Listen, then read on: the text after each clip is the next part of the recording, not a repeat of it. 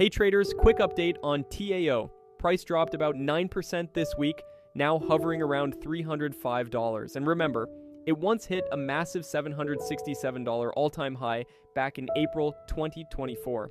So, what's next? Bullish momentum or a trap? Right now, the market looks a bit uncertain. After a strong run-up, we're seeing some profit booking and resistance near current levels. Short-term, there could be more sideways movement or even a small dip. But long-term, Bittensor is still riding the AI wave, and that narrative is strong.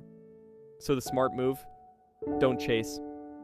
Wait for confirmation or look for better entries. Because in crypto, it's not just about the hype, it's about timing. TAO crypto trading signals are in, solid targets just dropped. Check our Patreon page, link in the description and comments. Watch our full price analysis in the video. Don't forget to comment and share.